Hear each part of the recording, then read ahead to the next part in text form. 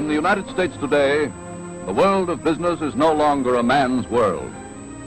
In New York City alone, 1 million women march to work each morning.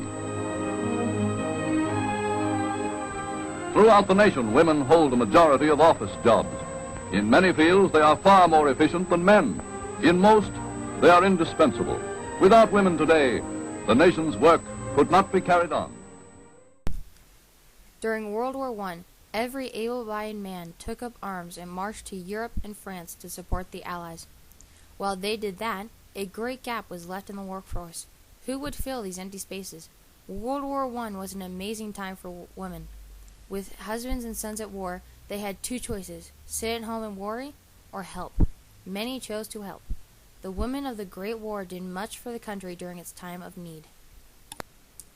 Harriet Stanton Blatch wrote a book about the women in different countries and what they did for their nations during the war. This is what she had to say about America. American women have begun to go over the top. They are going up the scaling ladder and out into all man's land. Perhaps love of adventure tempts them, perhaps love of money, or a fine spirit of service, but whatever the propelling motive, we are seeing them make the venture.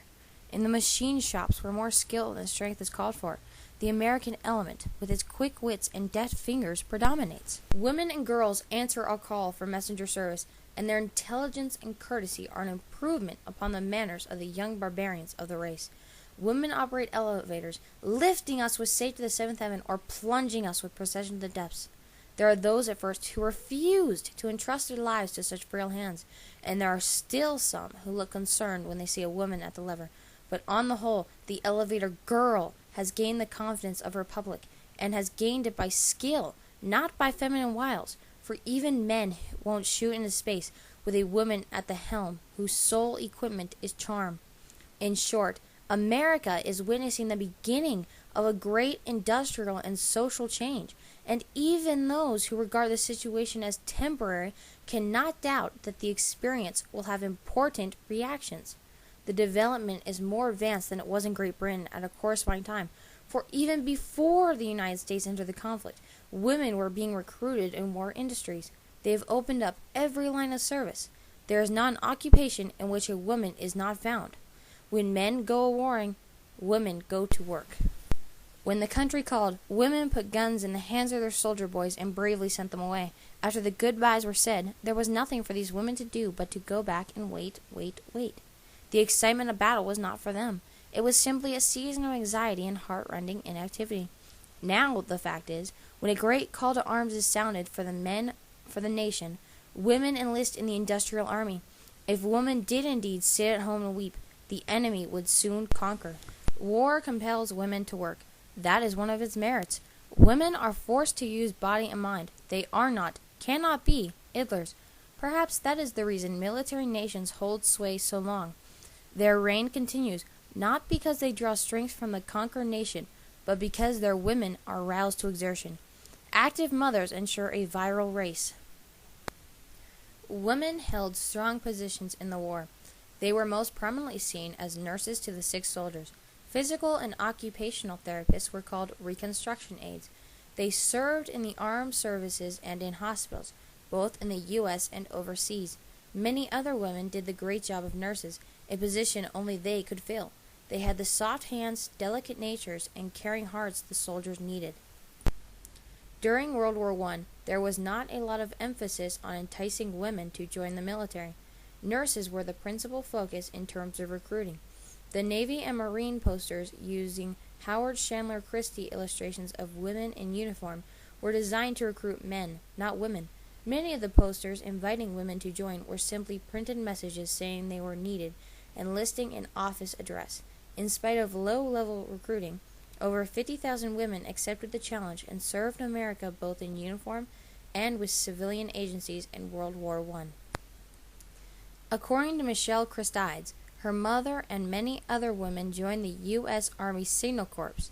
This is an excerpt written by Michelle about Oleta Christides. 20 years after they were finally recognized by Congress as the veterans they had been for 60 years, the first women in the U.S. Army Signal Corps, the only military women not nurses, to serve overseas during World War I, are still unheard of in the history books and on the World Wide Web. 300 women were sworn into the U.S. Army as volunteers in response to General Pershing's emergency call for bilingual long-distance operators to run the switchboards in the first effort in the history of warfare to connect the foot soldiers in the trenches to their generals behind the lines. These 300 women were selected for their fulfillment of the requirements, which included the minimum age of 25. They were to be given the equivalent to the men's rank of lieutenant, same as nurses, which gave them the privilege of buying their own uniforms, unlike the enlisted men. They were dressed as soldier, subject to court-martial and to all U.S. Army regulations, plus 10 more that preserved the virtue of women. They also received their mail in the same way as all soldiers and were hospitalized with them when ill. Several of them were under 25, these exceptions having been made because so few were fluent in French. My mother was, I believe, the youngest, as I recall from the roster, accepted when she volunteered because she was the only one who both spoke French and had 3 years Bell telephone experience for training long-distance operators. She was yet another unrecognized contribution that qualified her for the first one. She had been given the only supervisorial position open to women at the time, when she had graduated from high school at 16. Of the 300 selected and trained in New Jersey for self-defense in case their behind-the-lines position was overrun, 5 contingents totaling 223 women were dispatched to Chalmont when the astonishing news of victory arrived on November 11, 1918.